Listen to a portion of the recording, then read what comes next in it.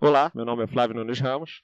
Esse é mais um episódio do podcast do Ecofrag, sobre ciências e educação, né? Esse é um projeto do Laboratório de Ecologia de Fragmentos Florestais da Unifal. Porém, hoje você é o único integrante do laboratório que está participando. E hoje é uma entrevista que a gente vai falar sobre ecofisiologia vegetal. E aí, por isso, a gente chamou um colega do nosso instituto, Instituto de Ciências da Natureza, daqui da Unifal mesmo, o professor Thiago Correia de Souza. Bom, primeiro agradecer por ter aceito o convite. Antes de falar um pouquinho da ecofisiologia em si, que é o tema do assunto do episódio, falar um pouquinho de você, conhecer um pouquinho sobre o seu histórico, como você veio para aqui. Eu sei que você fez a graduação aqui, né? Fala um pouquinho aí, Thiago. Bem-vindo. Obrigado, Flávio. Também agradeço o convite de poder estar partilhando, conversando um pouco sobre minha vida pessoal e também profissional. Sua primeira pergunta, né? É sobre um pouco da minha vida, do meu histórico. Eu fui aluno aqui da Unifal. Eu peguei um pouco de EFOA-CELF, mas os meus 2 últimos anos da faculdade já era Unifal. Eu sou a segunda turma do curso de Ciências Biológicas e Licenciatura. Você entrou, foi que hora que comecei? Eu entrei em 2003/2, saí em 2007/2. Legal. Tive uma graduação muito legal, muito boa. Eu acho que quando eu estava aqui, eu peguei, acho que... Finalzinho, entrei em 2006. Isso. E sempre fui aluno de iniciação científica. Eu trabalhava aqui com o pessoal da química e da farmácia, com plantas medicinais, com fitoquímica. Fui bolsista da FAPEMIG por 2 anos, mais um ano voluntário, né? O primeiro ano foi voluntário. Fiz muitos projetos de extensão aqui da Unifal, sempre fui muito ativo, gostava daqui. Eu formei em julho de 2007 e já tinha feito o processo seletivo para o mestrado na Universidade Federal de Lavras, aqui próximo de Alfenas, né? Em Lavras. E aí passei, então já fui para minha formatura já assim... Encaminhado, foi muito sossegado. Legal. E, nossa, e assim é a nossa preocupação, né, de sair da graduação, o que a gente vai fazer. Tem aquela pergunta, e agora, né? Então, essa pergunta nos dói o coração, né? É muito apreensivo quando fui para lá, porque não sabia a área que eu ia seguir, né? O programa de mestrado em que eu passei ao programa Agronomia / Fisiologia Vegetal. A gente fala só Fisiologia, mas o nome mesmo tem uma agronomia, / Fisiologia Vegetal. Mas aí falei que ia trabalhar com fitoquímica, que eu já mexia com isso, com plantas medicinais, mas se gostava também de anatomia, apesar de não ter trabalhado na iniciação científica. Eu fui mais na parte de extração dos metabólitos, fazer extratos vegetais. Então a gente vai sempre aberto, né? Mas ele sempre faz algumas perguntas direcionadas. Tá. Então, do que tinha lá, eu falei que gostaria também de trabalhar com anatomia. Quando eu cheguei em agosto, aí eu descobri que não ia trabalhar com plantas medicinais, com fitoquímica, e eu ia voltar para um trabalho com anatomia vegetal, mas voltado para estresse ambiental. Tinha um projeto da Embrapa ligado à UFLA, então tinha um pesquisador da Embrapa Mini Sorgo, de 7 Lagoas, então que eu ia integrar esse projeto, junto até com um ex-aluno também, o Fabrício. Sim. Só que ele estava 6 meses na minha frente, mas era um projetão grande, a gente ia dividir. E assim, a gente fica meio apreensivo no início, de ir para uma área diferente, né? Muito preocupado, mas com vontade de estudar. Acho que isso foi importante. E aí, fiz o mestrado. Esse mestrado durou 1 ano e meio, porque lá a gente tem um processo de mudança de nível, então você já pode passar para o doutorado. Então, com 1 ano e meio, se você tiver nota, tiver trabalho já bem adiantado, você faz uma seleção paralela e aí você vai para o doutorado direto, sem seleção normal do programa. E sem a defesa do mestrado. Sem a defesa do mestrado. Mas eu optei por defender o mestrado. Ah, tá.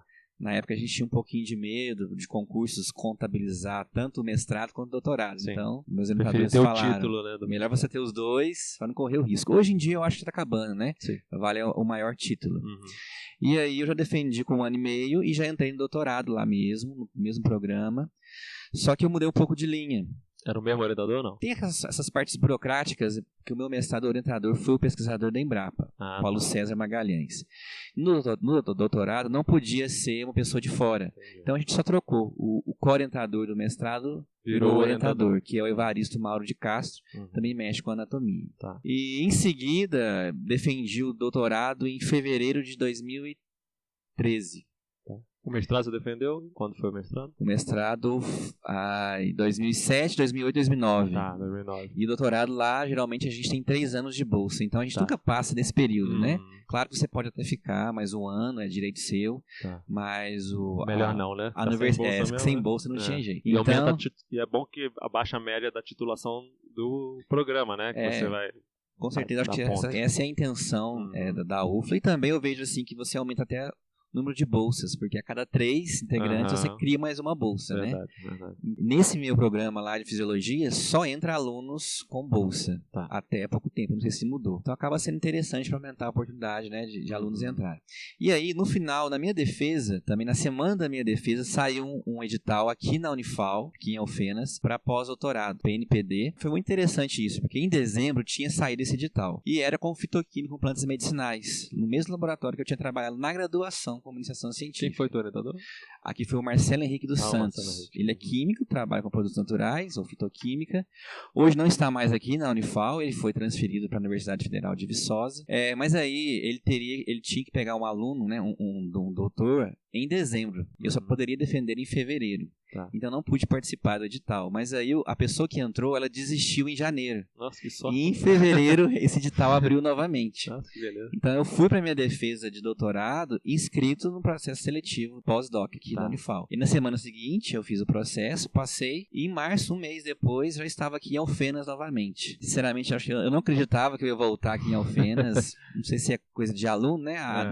A cidade que a gente faz a graduação e a universidade, a gente acaba amando muito. Então, eu lembro que depois da graduação, no mestrado, eu voltei aqui e me deu até depressão, porque eu me sentia que não ia voltar mais aqui, não fazia parte, isso me incomodava muito. Mas eu imaginava que teria essa chance de voltar pra cá. E aí, então, em 2013, em março de 2013, eu comecei esse pós-doc lá no Laboratório de Plantas Medicinais, com o Marcelo Henrique, mas também com o Geraldo Alves. Sim. Também trabalha com plantas medicinais. Do Instituto Farmacêutico. Da Faculdade de Ciências Farmacêuticas. Lá eu fiquei mais ou menos, se não me engano, 1 ano e meio, porque depois saiu um concurso público aqui. Eu estava na Faculdade de Ciências Farmacêuticas, um outro instituto, saiu um concurso no seu instituto, que é o ICN, Instituto de Ciência da Natureza. Prestei a prova, passei e fui integrar aí, né, sem imaginar que um dia isso ia acontecer. Engraçado, né? Está, assim, agora tendo os meus professores da graduação como colegas de trabalho, né? Muito gratificante. Com certeza, muito legal. Então, pra gente também, né? Uma coisa legal ver a pessoa crescendo, né? Tudo bem que eu não fui desde o começo, né? Provavelmente o Vinícius, outros professores que deram aula pra você desde o primeiro período, né? Isso seja uma coisa muito gratificante, ter conseguido ver você crescendo ao longo do tempo e voltando aqui para integrar agora, ajudar a gente, né? Isso é legal. Isso, e também, assim, interessante que a gente volta e vê uma universidade também um pouco transformada, diferente, né? Assim, claro, tem coisas para mudar ainda, mas principalmente a estrutura cresceu demais, eu fiquei perdido aqui dentro, já não conhecia mais. Sim. Muitos laboratórios novos, né? Uma biologia mais madura, depois de um tempo já. Então você vê que está um curso já mais maduro. Hoje, dia 14, quer dizer, de outubro, fez 1 ano que eu sou agora servidor da Unifal. Legal. Bom, então você entrou aqui como professor, está 1 ano aí, está integrado num laboratório de pesquisa, né? Na verdade, está até conversando em off aqui, você está no laboratório do Biogen, né? Então, mas mesmo assim, dentro do Biogen são várias pesquisas diferentes. Eu queria você falar um pouquinho, só citar o nome do Biogen, né, e falar um pouquinho das pesquisas do seu grupo de pesquisa, ou seja, os objetivos, o que vocês estão trabalhando, assim, de forma geral só. Sim. Então, Flávio, como você mesmo falou, não por enquanto, mas já fui abraçado pelos meus colegas do Biogen, né, Laboratório de Biotecnologia Ambiental e Genotoxicidade. Também o pessoal do Laboratório de Plantas Medicinais da farmácia também sempre deixa as portas abertas. Ainda quero também continuar as pesquisas com fitoquímica. Então acaba que tem, assim, 2 lugares, né? Ou quem sabe até mais. Sim, com certeza. Eu sei que o Biogen já pediu mais espaço. Claro que não é tão simples assim, né? Depende do planejamento. Mas quem sabe até lá aumenta um pouco. Porque somos, eu acho, professor Plínio, professor Marcelo Polo, Breno, professor Sandro. E o Fábio, que não é da instituição, mas também tem alunos lá. Então, assim, é bem cheio o laboratório. Mas eu acredito, assim, a minha entrada traz um pouco de atividade acadêmica e de pesquisa um pouco diferente do que estava tendo até o momento. Eu acho que Tem um professor lá que fala isso, eu acho que é verdade. O que nos une lá são bioensaios vegetais. Todo mundo trabalha com plantas, né? Só que a maioria deles, acho que com exceção do Marcelo Polo, que pega um pouco também da parte de ecologia, né?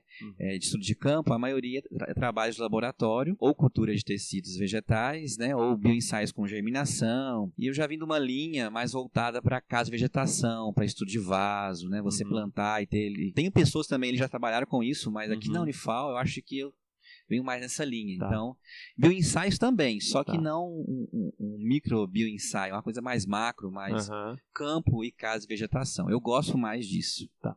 Deixa eu só, pro ouvinte que não entende, bioensaio seria ensaios dentro do laboratório. Seria isso. A diferença, quer dizer, bioensaio é uma coisa geral. Você está falando que o pessoal do Biogen é mais ligado para ensaios dentro de laboratório, placa de Petri, né, caixinhas de germinação, e você está mais ligado ou a campo direto ou os ensaios dentro de casas de vegetação, já é um ambiente controlado, já é um troço maior, com vasos, terra, já suja, né? Isso. Tá, beleza. E aí então, o que vocês, os objetivos do laboratório, assim, o que você está focando, o que você está pensando por enquanto? Lógico que isso tende a mudar sempre, né? A gente está sempre mudando conforme o tempo. Mas agora, atualmente, o que você está focando no laboratório? Trabalha com o quê? Então, na verdade, tem muito a ver também com o meu histórico. Como eu já comentei anteriormente, ainda tento continuar isso. É interessante, acho que eu gostaria de destacar que essa virada de área, né, quando eu fui para a UFLA, eu fui mais para o lado de estresse ambiental, da ecofisiologia, depois nós vamos entrar mais em detalhes. Mas no começo me deu até uma certa, vamos dizer assim, um sentimento depressivo, porque se troca, né? Você estava gostando do que fazia aqui na graduação. Mas hoje eu vejo como uma vantagem. Eu conheci uma área diferente. Agregou coisas diferentes? Então, inclusive eu posso juntar as duas áreas, que é interessante. Então, por exemplo, essa parte de casa vegetação, que a gente já começou a comentar, eu já vi uma forma de casar com as plantas medicinais. Você pode, por exemplo, cultivar uma planta e variar o ambiente, e isso altera a produção de metabólitos secundários. É uma área que eu quero seguir, ainda não comecei, mas acho muito interessante. Você alterar o ambiente, e essa alteração ambiental, você leva ou a maior ou a menor produção dos metabólitos.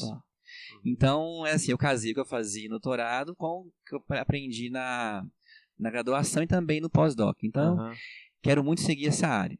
Mas acho que para resumir, sim, a minha área mesmo seria, eu acho, ecofisiologia vegetal, trabalhando com estresse abiótico. O que seria isso? As plantas, elas estão no ambiente. Então, o estresse, na verdade, é um desvio das condições normais, vamos dizer assim, ideais do que a planta. Na verdade, a planta sempre está em estresse. Não existe uma planta que... sempre ela está correndo contra alguma adversidade ambiental.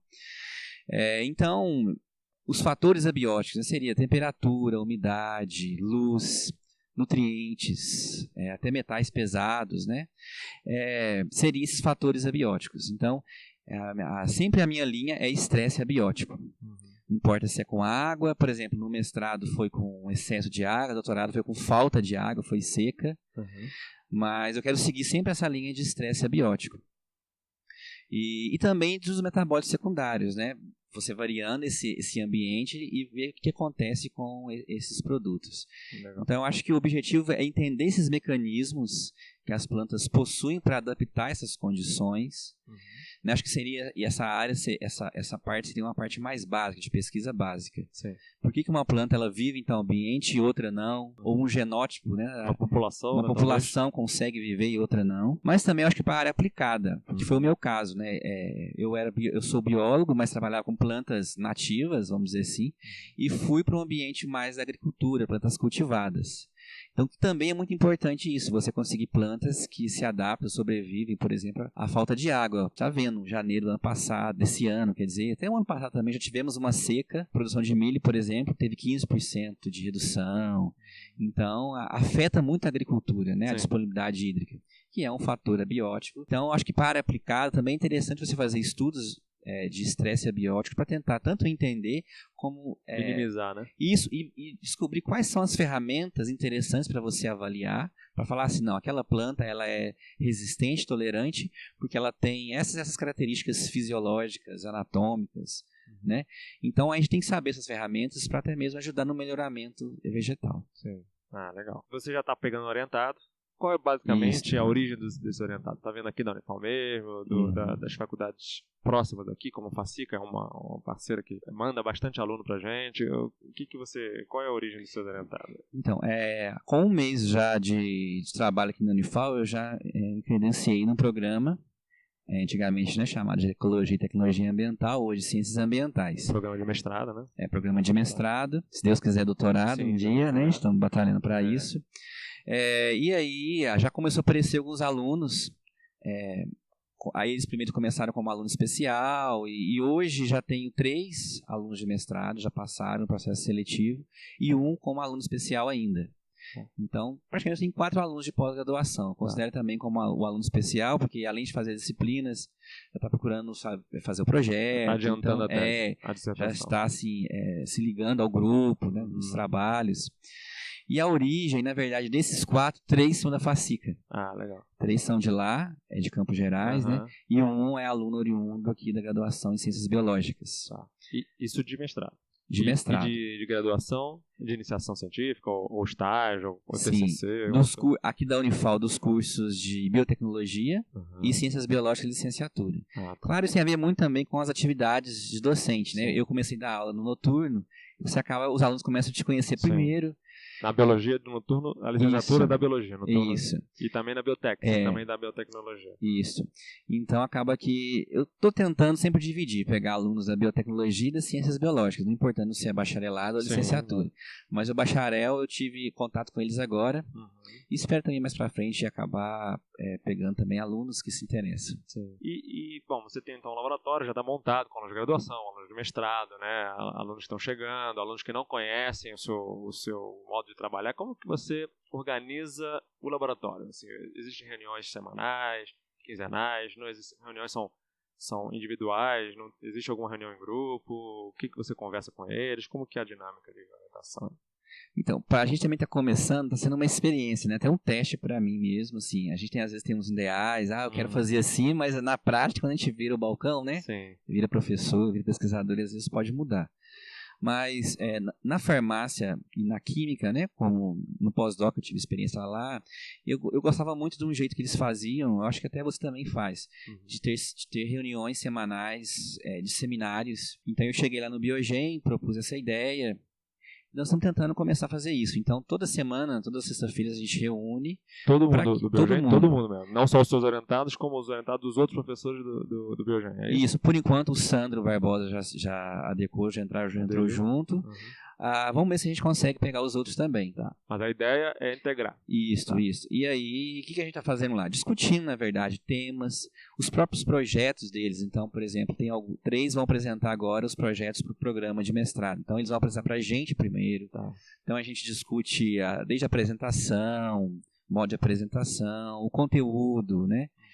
E por enquanto não teve essa possibilidade de sempre estar tendo alunos para apresentar alguma coisa. Ou é projeto de IC, né? Isso vai desde a graduação até a pós, não importa. Claro que a gente não quer chegar lá e humilhar nada, é mais para o crescimento de todo mundo, né? Todo mundo tem um nível e a gente segue aquele nível. Se o aluno de graduação, ele vai estar apresentando como aluno de graduação, mas ele sempre está contribuindo com alguma coisa. Mas também temas, a ideia nossa é trazer temas que sejam interessantes para o grupo, né? Claro que às vezes tem coisas que batem com os outros professores, com os outros grupos, né? Mesmo às vezes no mesmo grupo a gente tem trabalhos diferentes, então a gente acaba nem que seja conhecendo um trabalho novo.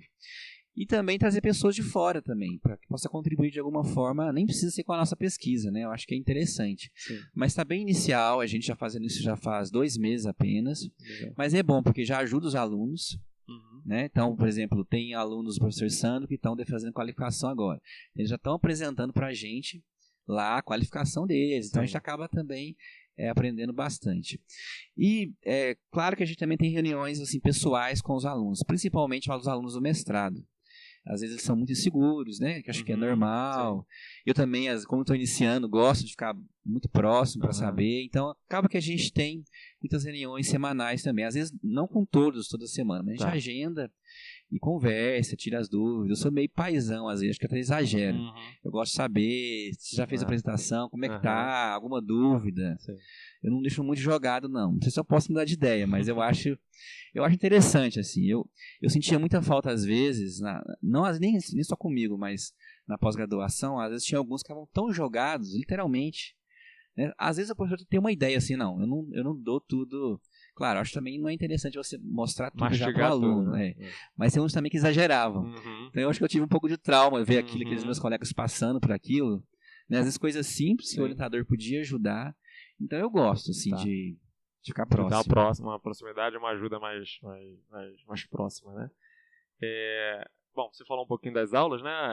Já comentamos as aulas. Você dá aula tanto da biologia licenciatura, agora começou a dar bacharelado também, e biotecnologia. Isso. São esses 2 cursos que você atua, biologia e biotecnologia. Que tipo de disciplina você está dando?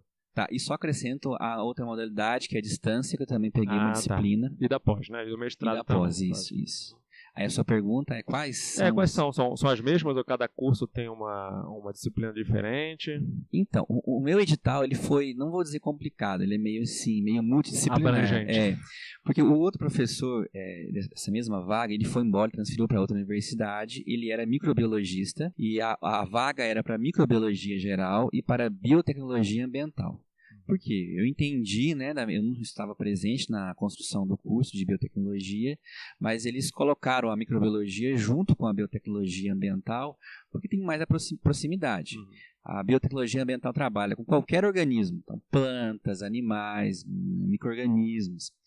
Então eles acabaram juntando essas duas. O professor, ele foi embora, vamos dizer assim, quem elaborou o novo concurso colocou mais disciplinas. Isso foi muito importante para que eu pudesse fazer, porque voltou um pouco para a área de vegetal, então colocou algumas disciplinas como biotecnologia vegetal, que precisaria de um fisiologista. Então eu pude fazer por causa dessas disciplinas. Enfim, poderia passar... Por um lado foi bom, porque você conseguiu, mas quando você passou... É abrangente demais, talvez. E assim, poderia ser o contrário. Algum microbiologista ter passado e ter que dar aulas de vegetais. Então, ele também teria dificuldade de qualquer forma. Essa vaga, ela foi até meio polêmica na época. Então, eu tenho essas disciplinas de microbiologia geral para biotecnologia e para ciências biológicas. São do Instituto, essas disciplinas. Qual disciplina? Microbiologia geral. Microbiologia geral, tá. Então, que não é a minha área, então eu tive que estudar, preparar. Bem-vindo à universidade. Sou biólogo, né? Todo mundo no começo passa por isso. E assim, mesmo como biólogo, claro, como eu fiz aqui o curso, então tive a microbiologia geral daqui, foi até mais fácil, já tinha uma ideia dos laboratórios, então, mas tive que estudar bastante. E também assim, quando a gente entra, é legal que às vezes... você acaba ajudando as pessoas, elas também te ajudando. Então, por exemplo, eu sou fisiologista e não tinha nenhuma fisiologia como minha responsabilidade. O professor Breno tinha 2. Então, eu conversei com ele se podia trocar comigo. Ele me dá uma fisiologia e eu passaria a biotecnologia vegetal. Né? Porque ele é muito mais... Ele também é fisiologista, mas ele está mais nessa área de biotecnologia vegetal, cultura de tecidos. Então, já estava preparado também, né? Isso, ele já dava essa disciplina antes, então a biotecnologia vegetal eu não tenho mais. Então, como ficou? Eu dou fisiologia vegetal. Para biologia. Isso, para biologia. E assim, a gente está tentando revezar. A gente vê no semestre se vai ser para biotecnologia ou para biologia. E microbiologia geral para os 2 cursos. E biotecnologia ambiental para biotecnologia. Isso na graduação. Na graduação. Além disso, a gente acaba contribuindo, por exemplo, tem um desfalque da biologia vegetal no nosso instituto, então algumas pessoas pegaram alguns cargos e aí fica um pouco complicado. Eu estou ajudando também na morfologia vegetal, aqui que chama-se morfologia das fanerógamas. Então, já dei para biologia licenciatura, para bacharelado. No próximo eu não vou dar, então a gente está tentando dividir as cargas horárias para não apertar. Na biologia à distância, essa disciplina morfologia das fanerógamas está sob minha responsabilidade. Estou dando até agora nesse semestre. E no mestrado? Na pós-graduação, a gente acabou de criar uma disciplina, eu e o professor Marcelo Polo, que chama Morfofisiologia de Plantas e Meio Ambiente. Porque, como eu tive muita anatomia vegetal no mestrado, doutorado, o professor Marcelo Polo também mexia com isso. A gente tem que casar a fisiologia com a anatomia, por isso morfofisiologia. Então, que a gente não deu ainda, né? E também biotecnologia ambiental, também é uma disciplina nova. Na verdade, o programa ele condensou algumas disciplinas. Então, por exemplo, eu dava antes biorremediação ambiental. E agora ela se chama Biotecnologia Ambiental e a gente conseguiu ligar outras, desfragmentou outras, né? Finalizou algumas disciplinas e fizemos uma só, que se chama Biotecnologia Ambiental. Então, na pós, Biotecnologia Ambiental e Morfofisiologia de Plantas e Ambiente. Beleza, legal.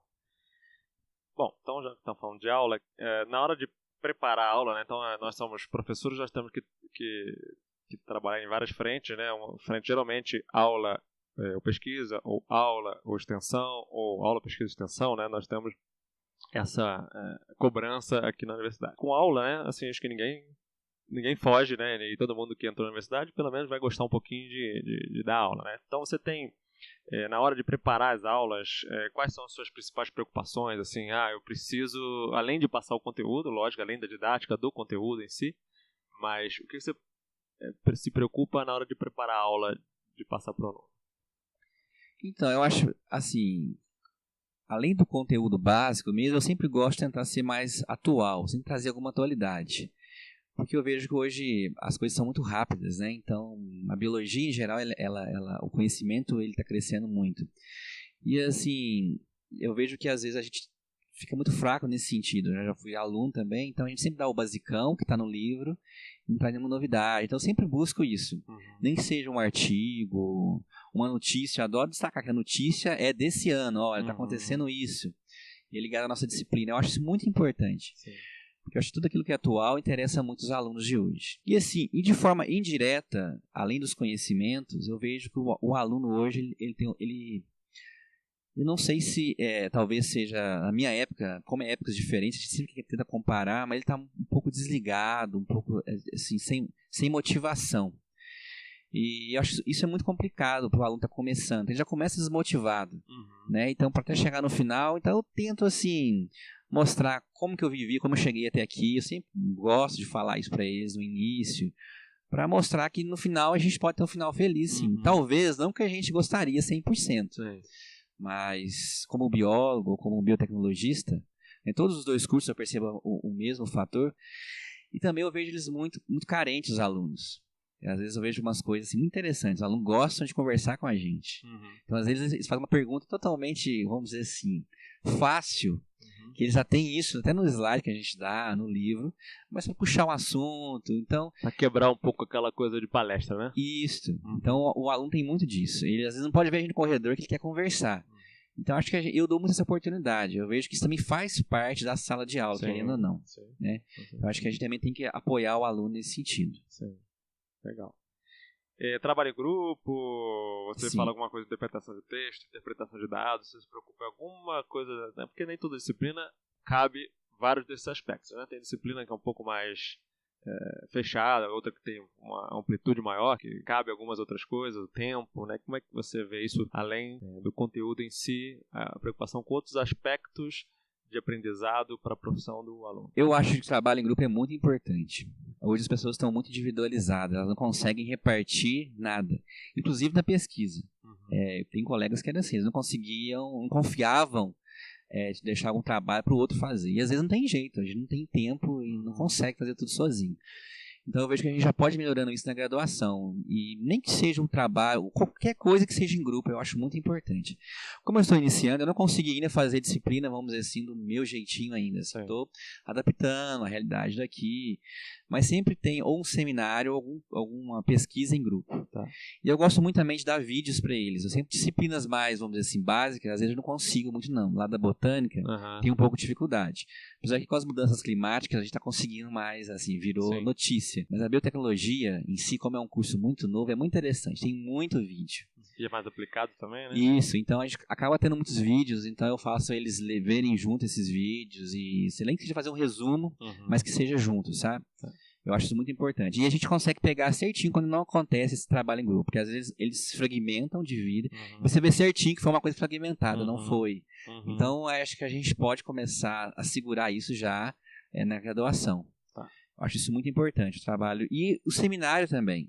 As pessoas hoje, sempre a gente tem aquelas pessoas mais tímidas, é lógico, né? Ninguém precisa ser super comunicativo, mas eu acho que a gente, professor, tem que facilitar isso para eles, dar oportunidades, eles lá na frente, sentir aquele friozinho na barriga e apresentar. Então, acho que 80% das minhas disciplinas tem seminários. Tá super apertado, professor, é muita prova, mas tem que apresentar. Sim. Claro que eu não vou ficar eu não vou ficar assim nos detalhes, querendo pôr o aluno na parede, mas eu vejo só dele lá na frente e tentar apresentar. E se ele fizesse isso todos os períodos, acho que no último, já preparando às vezes para uma vida acadêmica, para um programa de mestrado, que acho que a gente precisa muito ter essa característica, saber apresentar um seminário bem. Então eu acho que a gente já pode também melhorando nesse sentido, a comunicação do aluno. Eu vou até dar um relato aqui da importância. Eu também faço bastante, pego no pé, já no primeiro período, que eu dou aula do primeiro período, com seminários, né? E tem a gente sempre fala dessa parte. Depois, quando ele for mestrado, né? E as pessoas que não vão fazer parte acadêmica, né? Tem muito dessa coisa. E aí tem uma aluna nossa Ana Carla, se a Ana Carla estiver ouvindo aí, tô mandando um beijo pra ela. Ela passou na Secretaria do Meio Ambiente de Pouso Alegre, aqui perto da cidade do sul de Minas. E ela tá trabalhando lá e ela mandou um e-mail, assim, enorme, assim, agradecendo, muito legal, falando o seguinte, que ela teve que apresentar uma vez um seminário lá dentro, interno, né, entre eles lá.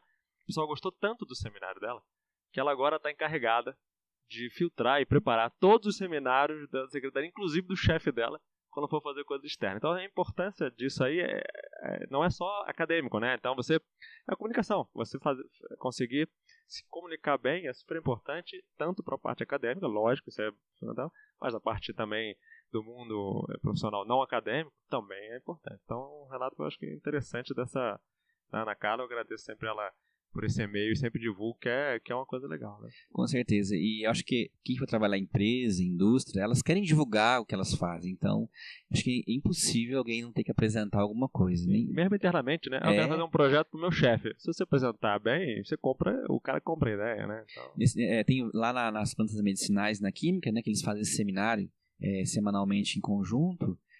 Inclusive vários ex-alunos trabalham em indústrias e vão apresentar lá o que eles fazem, né? Então, às vezes você já vê alguns com dificuldade, quer dizer, não valorizaram tanto assim. Então, eu acho que a comunicação, seja de seminário, interno ou externo, vai ser muito importante a gente ter, pelo menos, não que a gente vai ser 100% sempre, mas a gente sempre pode melhorar, básico, e quanto mais cedo começar a fazer isso, melhor serão os nossos seminários. Você costuma ter umas técnicas que são importantes, né? Uma coisa básica. E extensão. Extensão também é uma coisa cobrada da gente, mas assim, da universidade, mas não individualmente, né? E acaba a gente, geralmente gostar muito de pesquisa. Quem gosta muito de pesquisa não tem muito tempo para fazer extensão. Você que começou agora, acredito que você não deva ter conseguido nenhum projeto de extensão. Extensão, para quem não conhece, quando a gente faz um projeto para divulgar coisas fora do público acadêmico. Então, por exemplo, esse podcast é um projeto de extensão, quer dizer, ele está tentando divulgar informações para pessoas fora daqui da Unifal, né? Ou, lógico, quem estiver ouvindo aqui dentro também. Mas é um tipo de um projeto de extensão. Você está participando de algum, ou se tem ideia de participar de algum? Inclusive, eu sou coordenador de extensão do meu instituto, faz 2 meses. Já não estou sabendo. Mas, na verdade, por quê? É porque quando eu fiz a graduação aqui, como o meu curso é licenciatura, eu acho que isso é uma característica importante do curso noturno. Aqueles que não trabalham, né? Muitos dos meus amigos trabalhavam, mas eu não trabalhava, meu pai me ajudava, então eu tinha o dia todo livre. Então, assim, eu tive, eu lembro que era exagerada as minhas horas de extensão. Eu tinha bolsa de iniciação científica e tinha, assim, por semestre, 200 horas de extensão. Então, hoje não existe mais, mas participei do projeto de educação ambiental, tinha reforço em biologia, que era um cursinho pré-vestibular. Isso durante a graduação? Durante a graduação. Então, aí eles me procuraram, falaram, você sempre trabalhou, as pessoas são as mesmas que estão mexendo, então, olha, eu lembro de você pode entrar, nos ajudar. E eu gostei muito, porque aquilo que você falou, o pessoal da extensão às vezes não concorda, mas como eu peguei a EFO, CEUF, Unifal, não tinha pesquisa, não tinha pós-graduação. Tinha pesquisa, mas não tinha pós. Então, na minha época de graduação, a extensão era muito maior. Mas não tinha muita pesquisa devido a ter muitos programas. Proporcionalmente. Isso. Né? E hoje eu vi que foi o contrário. A gente está crescendo muito na pesquisa devido aos programas de pós-graduação e a extensão está ficando um pouco de lado. eu acho que não posso negar, eles me explicaram que, na verdade, a qualidade melhorou muito da extensão. Antes tinha muitos projetos, mas que não contribuíam tanto. Eu acho que isso pode ser verdade, né? Eles estão lá, acho que eles têm esses dados melhor do que eu para falar. Mas eu vejo que a gente poderia fazer mais. Inclusive, pessoalmente, eu percebi o seguinte, já tem 3 alunos de mestrado, tem a graduação, já estou do CEP, já tenho cargos administrativos para ajudar o Instituto. A extensão vai ficar por último. Sempre pensei assim. E aí, com essa oportunidade, eu falei, não, quem sabe não é a oportunidade de não deixar ficar. Já que o tripé, né, da universidade, sim. E isso eu sempre gostei, desse tripé, ensino, pesquisa e extensão. Eu sempre falei assim, que se eu estivesse no instituto de pesquisa, pela Embrapa, eu frequentei a Embrapa no meu mestrado e doutorado, porque a minha pesquisa foi dentro da Embrapa, meus experimentos, nossa, lindo, maravilhoso, muito legal, né, muitos equipamentos, ali a pesquisa, ela corre mesmo. Só que se eu ficasse, acho que uns 10 anos lá, eu acho que eu ia ficar meio depressivo, assim. Eu gosto muito desse âmbito universitário, você ter os alunos, e você fazer não só a pesquisa. Né? Por exemplo, a Embrapa, ela tem também a parte sessionista? Tem. Mas lá é o contrário, a pesquisa é muito grande, né? E o restante, graduação, não chega nem 1%, porque se ele dá aula em uma universidade, ele não vai ganhar nada por isso. Ele vai ser cobrado pela pesquisa lá. Né? Então, eu vejo que a universidade ela nos dá pelo menos a oportunidade, se a gente querer ou não, de você ir para outros caminhos também, né? A extensão. Tem um equilíbrio maior em todas as áreas, né? E tirar também até um pouco daquilo que, não sei se você já passou por isso, você fala, gente, será que a minha pesquisa vai contribuir com alguma coisa? Todos os dias. A gente passa com isso. Então, a extensão nos ajuda a melhorar esse lado. Porque às vezes a pesquisa é muito básica, então não vai ter uma coisa tão aplicada que o agricultor, que o biólogo lá no seu celular vai utilizar. Né? Então, a extensão ajuda a gente, nem que seja a divulgar aquilo, já acho que já é um... E a Unifal, eu acho que sempre foi pioneira na extensão. Eu estive na UFLA, pelo menos lá, eu vejo que assim, era muito mais, aqui sempre foi com muito mais força. Então, eu acredito que a extensão vai ser muito importante na minha vida. Eu não tenho nenhum projeto ainda, confesso que não sei se pro ano que vem eu vou conseguir. Também, às vezes, a gente querer abraçar tudo também. Não faz nada com qualidade. E já tive que pegar alguns... Já estou no colegiado, curso de graduação. Esse tripé, na verdade, virou uma mesa com 4 pernas, porque a administração... Ninguém fala que a gente tem que... Ninguém fala dessa perna, mas acaba que sendo uma perna... que tem que pegar. Então a gente tem que ajudar o Instituto, né, de qualquer maneira. E assim, o Instituto, às vezes, se for por urgência, ele já vai primeiro em você. Aí, não vou dizer que a extensão deu bobeira, não é isso, mas acaba que a gente já está ajudando outras coisas não mais importantes, mas que nesse momento é urgente. É urgente. Então, mas quero sim mexer com extensão, eu acho que tem que fazer parte da minha vida aqui. Beleza. Bom, então a gente já falou de último item assim, que eu queria conversar sobre você, tirar de você, que é o seguinte, todo mundo que entra, acho que você deve ter sentido isso também, a gente aumenta assim, a quantidade de atividade, assim, sei lá, aumenta 10 vezes a quantidade que a gente está acostumado. A gente tinha responsabilidade enquanto pós-graduação só com os nossos trabalhos, agora que tem responsabilidade vários outros orientandos, tem a parte administrativa, tem a parte de aula, então a gente aumenta a quantidade de coisa para fazer e o tempo continua sendo 24 horas. Então, assim, primeiro, você teve esse choque de ter muito mais atividade do que estava conseguindo dar conta. E você mudou alguma coisa, ou seja, teve um insight ou leu alguma coisa de organização de tempo, ou seja, como você consegue preparar aula, escrever artigos, ler artigos, orientar os projetos de outros, reuniões administrativas, como que você consegue organizar isso? Você já conseguiu fazer alguma organização de tempo que está satisfatória? Nunca satisfatória a gente nunca está, né? Mas que já se acomodou um pouquinho mais nesse 1 ano, eu sei que é pouco tempo, mas demora a gente uns 4 a 6 anos para a gente ficar mais quieto, mas como que está essa parte sua? É muito interessante essa pergunta, eu sempre brinco com os meus alunos, né? Você falou do choque, fala para eles, não falem mal dos professores, depois que você virar a bancada, você vai ver, porque a gente sempre fazia isso. O professor é ator, o professor tem a sala dele, a gente sempre leva para esse lado, mas tem muita coisa para fazer sim, e é um choque sim, você triplica o seu trabalho, e também eu acho as responsabilidades, são trabalhos assim, claro que não que uma tese de doutorado não seja, mas às vezes envolvia uma pessoa, agora você faz coisas que envolvem às vezes uma sala, né? Depende de você, né? Isso, então eu acho que eu tive esse choque sim. Mas com relação à administração do tempo, eu acho que a gente vem com não é uma tendência já de pós. Como eu estudei graduação, pós, e em seguida já entrei para ser professor. Então eu às vezes tive dificuldade de sair dessa vida de aluno, né? Porque até o doutorado você é aluno. Sim. Então o aluno não existe sábado, não existe domingo. Então tinha essa vantagem no aluno, assim, a gente não parava nunca. Então a gente usava o sábado, usava o domingo. Agora madrugada. Não. Usa tudo. Então, e aí a gente quer trazer isso para agora também. Primeiro, você não vai aguentar, porque o trabalho é muito mais trabalhoso. Então, se você fazer isso, você esgota. E às vezes, por exemplo, eu casei. Então agora eu tenho uma família, a gente tem que ter um lado familiar. Sim. E no início, né, você vê, eu casei quando eu estava no pós-doc ainda. Então, aí eu comecei a estudar para o concurso. A minha esposa já teve que deixar um tempo para eu ficar ela assim, literalmente. Ela ficava assistindo televisão e eu estudando. E aí depois eu passei. Aí depois eu tive que preparar as minhas aulas. Sim. É uma atividade então que eu tive muita dificuldade de planejar e separar as coisas. Mas é bom que os amigos, a sua família ajudam a gente também a... Cada cobrança de a cobrança lado, né? É muito importante. Porque antes a minha cobrança era só estudar, fazer uma tese, publicar um artigo. Então a gente vivia nesse mundo. E a gente sabe que, mesmo assim, não é bom pra gente também só viver assim. Sim. Esses últimos 6 meses melhorou um pouco já, porque algumas disciplinas já se repetiram, então a gente já tem um básico da disciplina, a gente só quer atualizar, quer melhorar. Né? Então a gente começa a graduação a ficar mais organizada, mas eu confesso que no início é meio na correria. Então eu madrugada preparando uma aula que eu tinha que dar aula às 7 horas da manhã. Você pode ter slide, o que for, mas é diferente. Depois quando você chega, você vê que não cabe naquela realidade. E fora as disciplinas, que eu tive um rol de disciplinas assim, por exemplo, biotecnologia ambiental. Você pode ver que a Unifal nem tem muita bibliografia sobre o assunto. Então eu pegava, era monografia, dissertação, para trazer o tema para o aluno. O curso é muito novo, então os temas não estão ainda assim em livros organizados. Você pega de botânica, tem todo lá, capítulo 1 até o 10, vai da raiz até a flor, vai seguindo os capítulos, já tranquilo. E não tem isso para biotecnologia, e pelo menos na biotecnologia ambiental.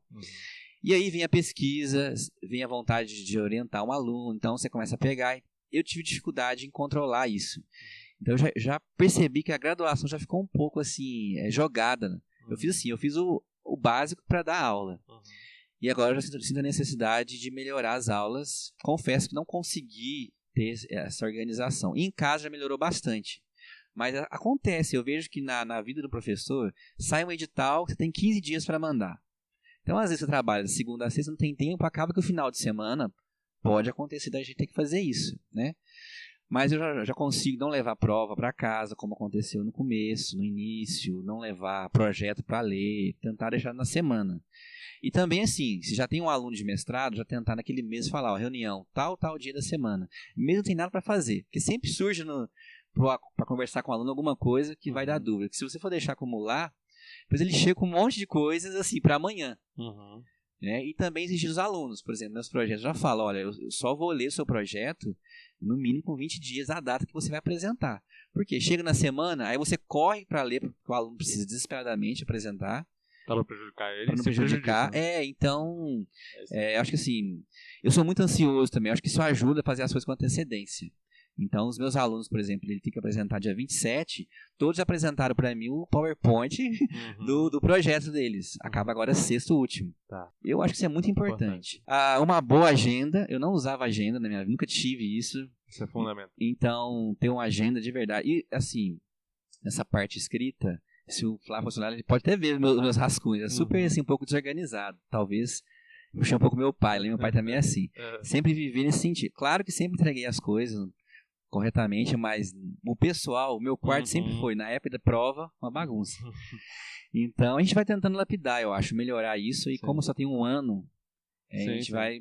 A administração, eu vejo assim, às vezes precisa muito da sua presença, do seu voto, né, de estar lá, ouvir aquele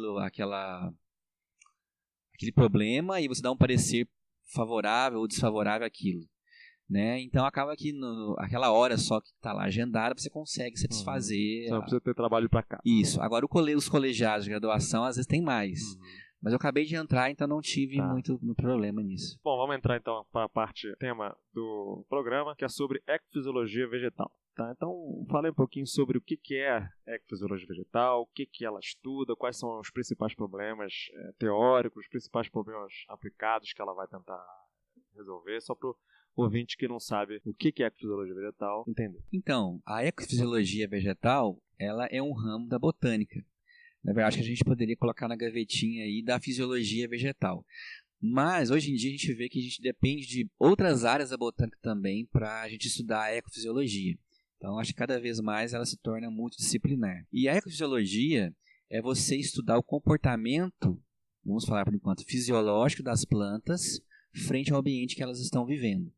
Então, o que acontece? A gente, até pouco tempo atrás, a gente sabia que existia a fotossíntese, como era o mecanismo, como funcionava, primeira etapa, segunda etapa. Mas aí começou a ter perguntas. Como que essa fotossíntese, aqui no sul de Minas, essa planta, é o mesmo do que uma planta lá no deserto? Então, tentar entender como a planta ela se ajusta à variação ambiental. Primeiro, ela não tem pés, ela não se locomove. Claro que o crescimento é uma forma de se locomover para alguns autores. Mas é muito complicado quando você compara com outros organismos, que nem que móveis, seja né? Que não são pequeno apêndice, ele consegue escapar. E a planta não. Então, a fisiologia ela vai tentar estudar o comportamento fisiológico, né? Isso tanto internamente como externamente. Por exemplo, a morfologia também acaba sendo importante, porque a forma e a função são muito ligadas. Então, acho que, resumidamente, a ecofisiologia seria isso. E os problemas, eu acho, primeiro tentar quais são os mecanismos. Tá, a planta sobrevive, mas o que faz ela sobreviver? O que fisiologicamente, bioquimicamente, morfologicamente ela tem que faz ela sobreviver ali? Parece ser simples, mas não se preocupava até pouco tempo com isso, né? A gente classificou muito bem as plantas há muito tempo, ainda, né, a gente desenhou, identificou várias estruturas vegetais, entendeu os mecanismos bioquímicos, mas entender essa relação com o ambiente, aí que veio a ecofisiologia, mais recente. Então, isso, na minha opinião, como pesquisador, faz parte da ecofisiologia. Tá. Então, o teórico, eu acho assim, os problemas teóricos seriam entender os mecanismos e os ajustes para tolerância ou sobrevivência àquele ambiente. Aplicados, eu vejo muito isso na área do melhoramento vegetal. Por exemplo, você pega o melhorista, ele desenvolvia uma planta mais tolerante, que produzia mais. Pode pensar na produção de grãos, produção de biomassa, né? Mas ele não sabia o porquê, né? Eu trabalhei com milho, você pega aí, como é que foi o melhoramento do milho? Foi mesmo assim, o povão pegava uma espiga, uma boa espiga, e guardava. No outro ano você plantava de novo. Então você foi pegando sempre o sobrevivente e aquelas melhores espigas, aquelas maiores, tinham maior quantidade de grãos. Então isso foi uma seleção. Mas ninguém sabia que dentro da planta estava mudando ali para ela, né, ter aquela característica. E aí vem a ecofisiologia. Então, você sabendo o que fez aquela planta ficar mais tolerante, por exemplo, no meu mestrado eu trabalhei com alagamento, excesso de água. Então, por que aquela planta ela tolera mais aquela região alagada do que outra? Então, se você saber o que faz ela tolerar, aquele mecanismo, você pode procurar esse mecanismo em outras plantas. Então, você vai facilitar o melhoramento. Eu acho que seria um problema que a gente tem hoje em dia, né? Mudanças climáticas. A agricultura está sofrendo muito com isso. Onde chovia, não chove mais. Então, onde não chovia, está chovendo. Então, e aí, né, vamos dizer assim, a agricultura teria que ficar andando no mapa do Brasil inteiro para conseguir ter água, ter luminosidade, sei lá. Qualquer fator abiótico aí que poderia influenciar. Então, é um problema que a gente tem, que nós vamos enfrentar. A gente percebe que o governo federal investe muito nesse sentido de melhoramento de plantas cultivadas, porque ele sabe que ele vai enfrentar, né, e o Brasil a agricultura aí, no PIB é uma pilastra muito grande, né? A gente sabe, né, com a nossa economia. Então, eu vejo que vários projetos, eu vejo isso assim, se trabalhar com a plantinha do cerrado, tá lá. Às vezes o governo não vê tanta coisa como ele pega no arroz, no feijão, né? Porque tá mais aí na mesa do povo. E as dificuldades atuais, assim, o que a ecofisiologia está tentando resolver atualmente? Provavelmente mudanças globais está nessa onda ou não? O que é? Devido a, não sei se eu vou dizer brigas assim nessas hipóteses das mudanças, Você pode pegar aquecimento global. Aí você pega um grupo que está aquecendo, um grupo que está esfriando. Eu vejo que isso ficou um pouco polêmico e os ecofisiologistas ficaram um pouquinho com medo de seguir essa linha, de querer entrar em pontos polêmicos. Mas eu acredito que as mudanças climáticas hoje em dia sejam o cerne da ecofisiologia. A gente quer resolver esse problema, ou pelo menos amenizar, vamos dizer assim, né? Seja isso tanto em pensando na agricultura, como também se trabalha com fragmentos, você sabe disso aí, né? Sim. Então, as ações antropogênicas, se a gente tentar amenizar esses problemas, né, acho que a ecofisiologia seria um grande pilar. E eu acho que, se você quiser as dificuldades dentro da ecofisiologia vegetal, dos estudos, eu vejo tratamento de dados. Tá. Com a ecofisiologia você consegue muitos dados. Tá. Eu vejo assim, você pega a fotossíntese, é um parâmetro fisiológico, mas que a gente utiliza muito na ecofisiologia. Então, você muda o ambiente, seja temperatura, luz, o que for, e você vai observar a fotossíntese. Parece ser muito simples, você tem um aparelho, é caro, a universidade compra, você vai lá, pega os dados. E aí a pessoa quer falar, aumentou, diminuiu, e fica nisso, sabe, do aumentar e diminuir. E aí não, aí tem outro não, que faz bastante leitura, tenta fazer, mas aí ele tem planilhas e planilhas, e ele não consegue manipular ou tirar um dado interessante, às vezes até escapa e não percebe. Então a ecofisiologia, eu acho que um dos grandes problemas é isso. Ela é muitas vezes uma ferramenta de estudo. O pesquisador quer usar a ecofisiologia, mas ele não quer ser um ecofisiologista. Então ele faz tudo que ele já fazia, que ele aprendeu lá na área dele. Tudo eu vou medir uma fotossíntese também. Eu vou fazer uma anatomia vegetal. Mas ele só quer usar como ferramenta. Aí ele não dá conta, o tempo, tem um monte de dado e fica naquela mesma mesa. Aumentou e caiu. Sabe, aquele parâmetro. Então a gente tem muita dificuldade em analisar, em mexer com esses dados. Tá. Para ilustrar para o pessoal que está ouvindo, que tem algum trabalho interessante de algum pesquisador, alguma coisa que você considera assim didático para o pessoal entender, que trabalhos de ecofisiologia, uma coisa que você podia detalhar um pouco mais? Acho que tem vários interessantes, acho que eu vou citar alguns aqui. Como eu falei que a ecofisiologia ela trabalha com o comportamento das plantas, a variação ambiental, eu até apresentei um seminário uma vez, isso lá na UFLA, sobre fatores abióticos. Eu gosto muito de fatores abióticos, seja luz, temperatura, nutrientes. Os bióticos seriam aí, por exemplo, insetos que estão comendo a planta, praga, né, fungos.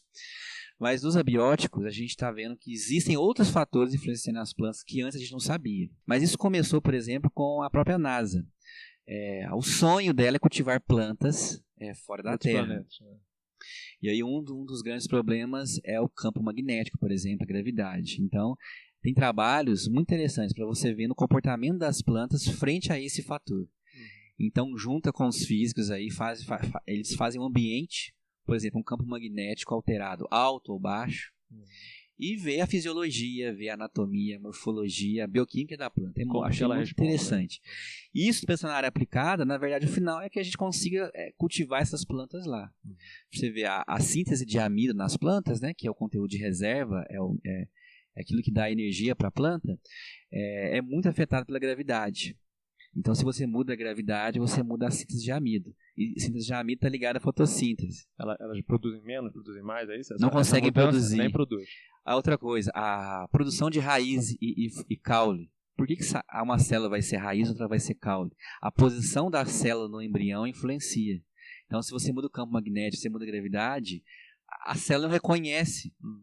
Então, assim, eu achei muito interessante esses estudos. Então, você não consegue germinar, você não consegue produzir raiz. É um dos grandes problemas que a gente tem no espaço. Outro estudo de ecofisiologia, mais da minha área, que eu acho interessante agora, é entender por que as plantas sobrevivem a queimadas. Você pega aí o cerrado, sempre tem queimadas naturais, claro que a antropogênica está aumentando cada vez mais. Sempre tem queimadas todo ano, e elas estão lá, elas ainda continuam lá. Então, vem vários ecofisiologistas tentando entender por que disso, por que elas estão sobrevivendo, qual que é a adaptação que elas têm, seja fisiológica, morfológica, que fazem elas sobreviverem ali. É muito interessante. Legal. Né? A gente às vezes não pensa, mas às vezes assim, não é tão interessante esse fator, não vai influenciar a agricultura, mas para as plantas ali a gente tem um conhecimento muito interessante. E por último, é sobre transformação de plantas do tipo C3 e C4. As plantas do tipo C4, elas têm uma fotossíntese maior. Então elas têm capacidade de acumular biomassa com maior intensidade, com maior velocidade. Um exemplo de C4 seria a cana-de-açúcar. Isso. E aí eles querem fazer plantas do tipo C3, que é a maioria que a gente conhece, né? Elas vão se transformar em plantas do tipo C4. Isso é ecofisiologia. Envolve também genética, envolve você colocar genes que a planta não tem, mas além disso, você tem que entender, não é só isso. Naquele ambiente que você vai colocar aquela planta, ela vai sobreviver, ela tem compartimentos. Uma planta que era C3, ela produz menor quantidade de amido, faz menor quantidade de fotossíntese. Aí você faz ela C4, mas ela tem estruturas citológicas. Significa que ela vai produzir muito mais do que ela produzia antes. Mas aí, onde ela vai guardar isso? Só que você não tem só que modificar a fisiologia. Mas e a morfologia, por exemplo? Ela tem células para armazenar isso? E às vezes a gente não consegue. Mas assim, se você faz um congresso de fisiologia, é uma briga, é muito interessante. Eu acho que é assim que surge a ciência, né? Sim. Aqueles xingando quem está querendo fazer isso, e outros defendendo essa possibilidade de você fazer plantas C3 virarem, transformarem em plantas do tipo C4. Legal. E do seu trabalho, assim, tem algum artigo seu publicado, ou que você está fazendo agora, que tem um resultado interessante na área de ecofisiologia que podia ilustrar um pouquinho assim, o que estão fazendo, alguma coisa assim? Então, eu gostaria de falar de dois, um do mestrado e um do doutorado. Como eu já falei um pouco sobre isso, né, no meu mestrado, eu trabalhei com milho e com excesso de água, com alagamento. Eu não sei se vocês sabem, mas a planta ela não resiste. É só se você irrigar muito seu vasinho de flor na sua casa, a planta morre. Porque você põe muita água no solo e aí acaba o oxigênio, da hipoxia que a gente fala no solo. Então, sem oxigênio, a gente não tem a respiração aeróbica lá da bioquímica, então não forma 36 ATPs, não tem energia suficiente para o crescimento. Ela acaba fazendo fermentação e produz apenas 2 ATPs líquidos. Então, ela produz pouca energia quando ela está na ausência ou falta de oxigênio na raiz. Então, a planta precisa de um solo aerado, que tenha oxigênio. Se você põe muita água, a água ocupa o lugar do oxigênio. E, por exemplo, o milho ele é super sensível ao excesso de água. Então, se você irrigar demais, ele vai morrer. E tem experimentos, você pode plantar arroz na beirada de água. Arroz adora água, ele sobrevive, mas o milho não. E a Embrapa desenvolveu um genótipo tolerante ao excesso de água, eles chamaram de saracura. Então, um genótipo de milho. De milho. E não é por hibridação natural ou por... Não é melhoramento moderno, genético, não. Tradicional. Tá. É aquele que você pega as melhores espigas. Então, por exemplo, tinha genótipo de 10 anos. Você tem genótipo do 1º ao 10º ano. Em que você coloca as plantas de milho numa região alagada. Então, tipo assim, eu tinha um campo de futebol, tinha uma bomba que jogava água nesse campo, alagava o milho, uns 30 centímetros para cima da raiz. Então, naquele ano, você deixava ali, e todo dia, 2 ou 3 vezes por semana, você encher de novo esse campo. E aí você deixava a planta produzir. Claro que saiu uma espiga pequenininha, mas você colhia aquela lá. Se ela conseguiu produzir nem que seja um grão, é que ela é mais tolerante do que as outras. Que morreram, né? Que morreram, geralmente morrem. Então aí foi selecionando. Então tinha 18 ciclos de seleção. Então tinha praticamente quase 18 anos aí. Legal. Então já teve assim, acho que 4 pesquisadores já morreram, que fizeram, o outro foi continuando, é muito interessante. Só que fizeram um melhoramento tradicional, genética, mas não sabiam o que aquelas plantas, que o milho saracura tinha, que os outros não tinham. Para o mecanismo de adaptação daquela planta. Então eu usei algumas ferramentas, eu usei a anatomia, eu utilizei a fisiologia, trocas gasosas, fotossíntese, enzimas antioxidantes. Essas ferramentas, ela já tem alguns estudos mostrando que poderia ser isso. E aí a gente foi e fez o estudo. E é muito interessante. Então, por exemplo, você pega o ciclo 18 em relação ao ciclo 1, você vê uma progressão da anatomia, por exemplo. Também na fotossíntese. Tá. Então, o ciclo 18 tem uma fotossíntese maior. O ciclo 18, o que quer dizer? Depois de 18 anos, quer dizer, é o mais evoluído. É estranho falar isso, mas é o mais adaptado. Mas o pé de milho, né, o indivíduo de milho, selecionado depois de 18 anos contra aquele que foi o primeiro. É isso? Isso. Tá. E ciclos, porque é um ciclo, né? Cada ano eles consideram como um ciclo. Esse método é muito comum para quem é da área de melhoramento genético. Tá. É tradicional. O moderno seria o quê? Você pegar um gene de uma bactéria, de uma outra planta e introduzir nele. Não foi feito isso. Né? Isso é transgenia. Então eu tinha todos esses ciclos, esses genótipos, então eu comparava a anatomia, a fotossíntese. Você vê certinho a progressão. Quer dizer, o pesquisador ele nem sabia que era isso. Né? Mas é muito interessante você ver a evolução. A anatomia, por exemplo, eu acho que é uma coisa que eu poderia citar. A gente tem produção de aerênquimas, que são câmaras de ar mesmo. Então a planta começa a produzir câmaras de ar na raiz para ter uma reserva de oxigênio, já que o alagamento leva a falta de oxigênio. Se você pegar já uma planta de arroz, ela já vai ter o aerênquima. Então o milho não tem. Inclusive você pode pegar os ancestrais, o teossinto, não tem. Então o ser humano conseguiu melhorar e a gente provou o porquê daquilo. E acho que um artigo que poderia exemplificar a ecofisiologia, vocês podem perceber que sempre foi na área aplicada. Porque a Embrapa trabalhava com milho e assim, a gente tem muito material que a gente pode pegar e fazer um estudo em cima. Aí só que eu troquei, ao invés de ser excesso de água, foi falta de água, foi seca. No milho também. No milho também. Então fui ver as mesmas características. Só que aí comecei a dar os meus palpites, né? Tem uma nova linha de ecofisiologia, que é você também, além do melhoramento, que é muito importante, você aplicar substâncias na planta que induz a tolerância também. Então, você pode aplicar hormônios vegetais, por exemplo, ácido abscísico, gibberelina. Você pode aplicar açúcares. Tem trabalho que aplica sacarose. Tem trabalho que aplica peróxido de hidrogênio, água oxigenada. Aplica extrato de planta. Pega lá a raiz, faz um extrato vegetal aquoso e depois aplica na parte aérea, nas folhas, no caule. Aplica, você diz, é tipo pulveriza. Pulveriza como se fosse um remédio, né? Isso. Tá. Então eu falei assim, vamos testar também. E aí eu peguei um genótipo de milho tolerante à seca e um sensível à seca. E apliquei o ácido abscísico, que é um hormônio já vegetal, é um hormônio da seca.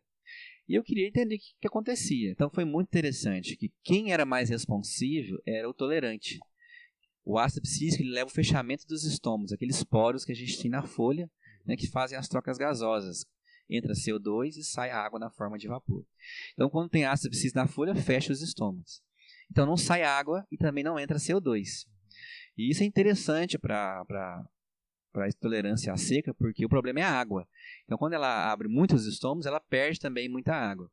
E aí, quando eu aplicava o ácido abscísico, o genótipo já tolerante, ele respondia, ele fechava mais os estômagos. E o sensível não, ele não era responsivo, ele não percebia era sensível àquele hormônio. Aquela substância química externa. Tá. Né? Se aplica na folha, entra pela cutícula e pelos estômagos, pela epiderme, mas pro sensível não adiantava nada. Mas para o tolerante você aumentava mais ainda a capacidade de sobreviver àquele estresse abiótico que era a falta de água. Ele se preparava, aí vem algum problema, vamos nos preparar para a seca. Isso, e o outro não tinha essa sensibilidade a responder isso. Acho que está acontecendo alguma coisa aí, né? E isso com as trocas gasosas eu consegui observar, medindo a fotossíntese, e tem uns aparelhos que medem a fotossíntese, medem a transpiração, então eu conseguia visualizar isso dentro da planta. E agora, vocês estão planejando alguma coisa, algum projeto que você está bolando para o futuro, ou que já começou alguma coisa dessa área que você podia dar um exemplo também? Então, nessa área eu gosto muito dessa área de aplicação de substância. Como eu comecei a ler, aí empolguei com o assunto. E aí, como eu tenho muita amizade com o pessoal da farmácia, da química, e eu não mexi com isso, mas tem a parte da síntese, ou semissíntese, eles pegam uma molécula química e alteram a estrutura. Então, tira uma hidroxila, um OH e põe um carbono. Eles ficam, entre aspas, brincando com a molécula, de tirar e colocar. Brincando, entre aspas, porque é muito difícil fazer isso. Gasta tempo, gasta dinheiro, né? E eu lendo sobre essas aplicações, eu percebi que existia um polissacarídeo, um carboidrato, que se chama quitosana. Não sei se alguém tem conhecimento, mas quitosana é um derivado de quitina. Quitina faz parte do exoesqueleto de crustáceos, então do camarão, do siri, ou da parede celular de fungos. Então já tem empresas que vendem quitosana, ela é utilizada na área farmacêutica, tipo incipiente eu não entendo muito da área de remédio, para acrescentar lá junto com a pílula. Só que aí, isso é a quitosana, porque a quitosana, eles purificam a quitina, eles retiram alguns grupos da quitina e aí você tem a quitosana. Por quê? A quitosana ela é mais solúvel em água, a quitina ela é insolúvel. Tá. E aí o que é a minha proposta? É a gente pegar essa quitosana, modificar essa quitosana, ter aí 5, 6 derivados e aplicar na planta. Porque eu fui na literatura e percebi que a quitosana ela induz a tolerância à seca. Aí eu queria aumentar essa indução, modificando a molécula. Então fica uma brincadeira, você fazer vários tipos de quitosanas diferentes, aplicar na parte aérea. A planta eu escolhi milho, mas pode ser qualquer outra planta. Mas como eu já conheço, tenho experiência, e para pedir dinheiro para os órgãos de fomento, é interessante que você tenha experiência na área. Então eu mandei já um projeto, espero que seja aprovado, não saiu ainda, é nesse sentido, induzir a tolerância à seca em milho, utilizando a quitosana. Os alunos já vieram com ideias já, mas tudo voltado para a área de estresse abiótico. Então, por exemplo, uma queria trabalhar com fitorremediação, com cobre. Então a gente já levou para essa área. Mas sempre assim, usando ferramenta ecofisiologia, ou seja, trocas gasosas, fotossíntese, anatomia, bioquímica, enzimas antioxidantes, para voltar para essa parte de variação ambiental. Legal. Que é uma coisa interessante que eu estou vendo você falar assim, existe uma discussão, principalmente público leigo, e tem um pessoal que bate muito na tecla da ciência básica contra a ciência aplicada, né? Então, por isso que a gente sempre tenta, quando vai falar de um trabalho, vai perguntar de um trabalho, sempre tem a pergunta assim, qual é a contribuição da teoria, que seria mais a ciência básica, qual é a contribuição aplicada, que seria mais essa ciência aplicada, né? Mas no final, só para o pessoal saber, não existe essa diferença, porque, por exemplo, você estava falando que na parte aplicada, lá, tanto no milho com a seca quanto no excesso de água, os dois casos são extremamente aplicáveis, né? Ou seja, você vai tentar descobrir ou entender qual é o mecanismo que faz com que o milho consiga sobreviver, tolerar excesso de água ou falta dela. Mas no fundo, o que você mede são coisas básicas, né? A fotossíntese, a troca gasosa e a anatomia. Então você faz trabalho básico. Se você fosse explicar de outra forma, bom, eu faço anatomia no milho e quero ver como é que é a fisiologia.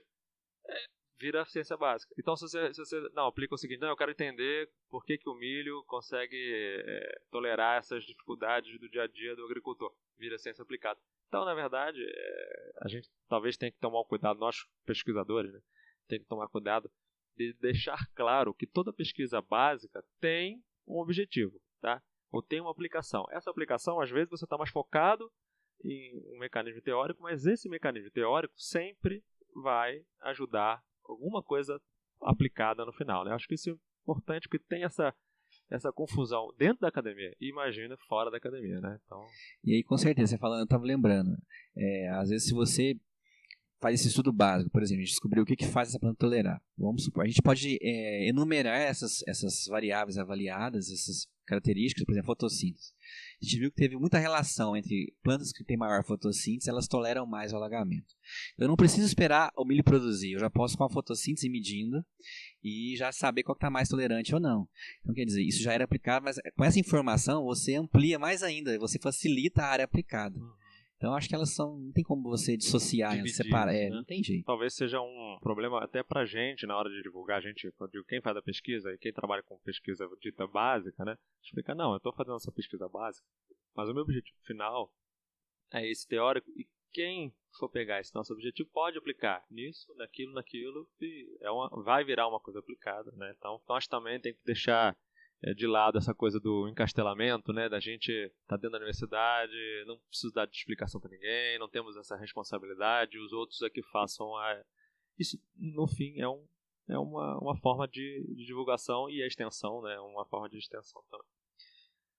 Bom, o último bloco aqui, a gente vai falar sobre dicas rapidinho, de dicas e recomendações, né, então, uma coisa que quem está entrando agora, o aluno que está começando na universidade também, o que você acha que seria um bom pesquisador? Quais características que ele precisa ter? Tá começando a iniciação científica dele, então eu sou aluno mesmo. O que você fala para os seus alunos?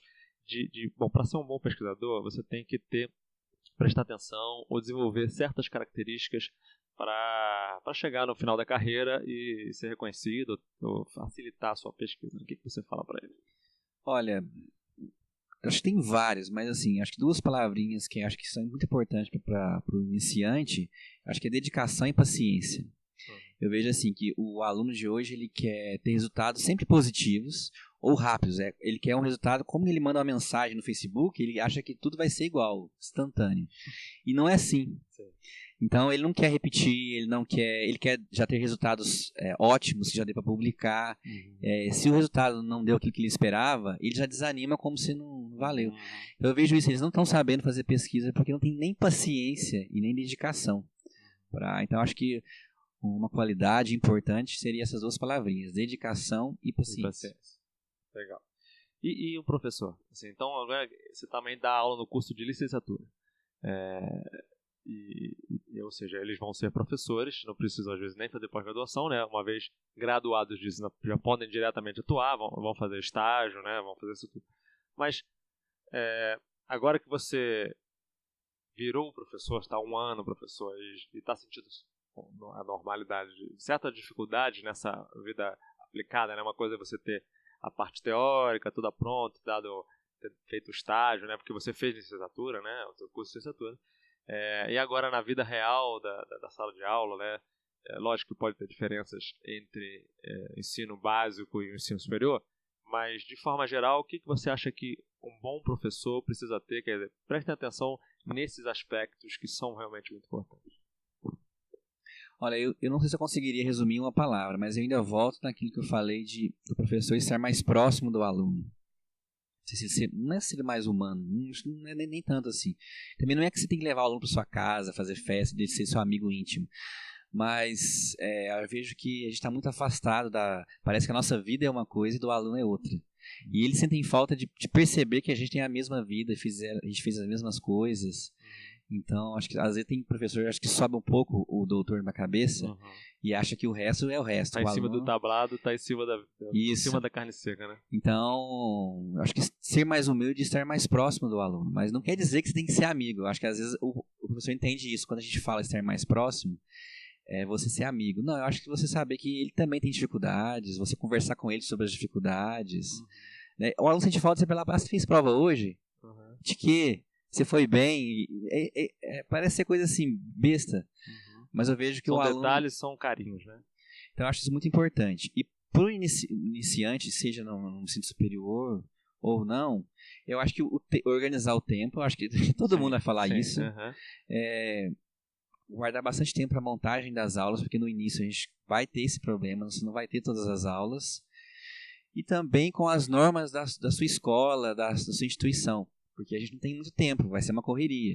E às vezes você quer até ajudar o aluno, mas você não pode, porque existe uma norma que te proíbe fazer isso. Mas você não sabe, porque um fala para você fazer, ou que você ouviu de outro professor, a gente acaba não valorizando muito isso. E eu acho que no início a gente pode errar nesse sentido, sofrer até por... Não tinha necessidade. Se eu tivesse lido, as normas estavam lá. Sei que não tem tempo, mas acho que é bom a gente dedicar, saber o que a universidade, o que a escola pede da gente, quais são as normas. Eu acho que ajuda pra gente não sacrificar tanto. Né? Você vai querer ajudar, você acaba se complicando muito mais. Uma coisa que você não... Você acha que vai gastar tempo lendo isso, mas no final é um tempo que você não perde, né? Eu acho que sim. Assim. E eu não consegui, eu já até li todas as normas, então eu já sofri muito com isso. Sim. Sabe uma coisa interessante também, que agora você comentou isso? Outra coisa gozada que os alunos acham estranho é a gente falar não sei, né? Não ter vergonha de falar não sei é uma coisa, porque eu acho que tem muito professor que quer pagar de o bonzão, né? Assim, no sentido, os alunos têm uma imagem assim, o professor sabe tudo e a gente não sabe tudo. Pelo contrário, quanto mais a gente acha que vai estudando, menos a gente acha que sabe. Caramba, olha só quanta coisa que eu tinha que estudar e não vou conseguir. E as pessoas, quando eu falo, professor, por causa disso, eu falo, não sei. Não sei, pode ser que seja isso, mas eu não sei direito. Preciso dar uma estudada, depois eu volto aqui, pergunto. E as pessoas ficam mais assustadas. O aluno fica, mas não sei. E você não tem vergonha de falar? Eu falo, não, pelo contrário. Se eu falasse que fosse... Eu podia te enganar aqui, falar alguma coisa, alguma besteira, alguma coisa, e te enganar de dar a informação errada. Mas não sei tudo. Então, acho que essa não ter vergonha de não sei torna também essa parte mais humana, né? Acho que isso é importante. Com certeza. Também, né? E hoje, o professor que continuar sendo assim, achando que sabe que ele não vai para frente, sabe? Porque hoje o aluno tem um tablet na sala de aula, ele acessa o Google na hora que ele quiser e ele já te testa na hora. Sim. Então, em algum momento ele vai te pegar. Sim. E já aconteceu isso comigo. Tipo, eu lembro, quando eu iniciei aqui, eu estava falando amônio e era amônia. Coisa simples. Mas a molécula é diferente. Lá, falando fixação do nitrogênio, eu comecei a confundir. E aí o aluno parou. falou, olha, eu acho que é isso. Eu falei, nossa, agora eu não sei também, tô confuso. Aí eu falei, alguém pode pegar o livro? Falei assim, a página tal, capítulo tal. Eu falei, não, eu estou aqui com o Google aqui, tô vendo agora, né? Quer dizer, tá. Ele mesmo dá o testando. Né? Então hoje em dia não tem como. Então o professor que quiser sustentar isso, eu acho que ele mesmo vai cair, não vai conseguir. Então eu acho melhor a gente ser um pouco humilde também, mas é a realidade, ninguém sabe tudo. Nós não vamos conseguir, ainda mais na biologia. Sim. E que é uma área muito dinâmica. Então, ampla. Então não tem jeito. Legal. Bom, eu sou um aluno, acabei a graduação, fiz a iniciação científica e eu quero trabalhar em ecofisiologia. O que você recomendaria para trabalhar especificamente? Você falou de dedicação à paciência de qualquer área, né? Isso seria qualquer área, um bom pesquisador. Agora eu quero fazer uma pós-graduação em ecofisiologia, alguma coisa em ecofisiologia. Quais são as recomendações, as coisas que, para você trabalhar nessa área, é legal você prestar atenção nisso, ou ter essas características, trabalhar nessas características? O que você poderia falar? Não sei se eu vou conseguir responder bem, mas... Você vai, não sei. Não sei, viu? Acabou. Mas quando eu estava no primeiro período da minha faculdade, uma professora, acho que ela já aposentou, na verdade, da área de humanas, dava aula de metodologia. Eu tinha metodologia de ensino e de pesquisa. Era disciplina separada. Não sei se hoje é assim ainda. Na graduação, na licenciatura. Acho que hoje já deve ter juntado, não sei. Não sei se Heredir, é um nome assim, desculpa que eu não lembro mais o nome da professora. Mas me gravou muito, porque ela já dava dicas. Você quer fazer uma pós? Eu acho que a primeira coisa que se o aluno já soubesse antes, ajudaria muito. É o tal de aluno especial. Acho que hoje está mais fácil, pelo menos eu estou no meio universitário, eu vejo que eles já estão sabendo um pouco. Mas isso é muito interessante, porque é uma oportunidade que você tem, né, se você já está graduado, em fazer uma disciplina no programa. Explica o pessoal com o ouvinte que não sabe o que é um aluno especial. Então, vamos supor que eu não fiz o processo seletivo, mas eu quero já começar a fazer algumas disciplinas daquele programa de pós-graduação, do mestrado. Então, existe um edital, um processo seletivo não, um processo, né, que você se candidata a já matricular em alguma disciplina, mas como em regime de aluno especial, porque você não é um matriculado, você não passou na seleção do mestrado, você não é um aluno com matrícula. Né? Então você vai fazer a disciplina, você vai ter até um certificado que você fez, frequência X, nota tal, isso você vai ter. Inclusive você pode utilizar essa nota e essas frequências para você depois computar. Caso passe, caso passe no mestrado, você pode computar nas suas disciplinas já. Já elimina. Mas o que é interessante, você já tem um contato com o programa. Eu gosto de ecofisiologia. Você já viu um local que tem essa área, você vai para lá, já faz uma disciplina. Claro que demanda você ter dinheiro para morar no local, mas se você tiver essa possibilidade, eu acho que te ajuda muito, porque você vai conhecer os professores.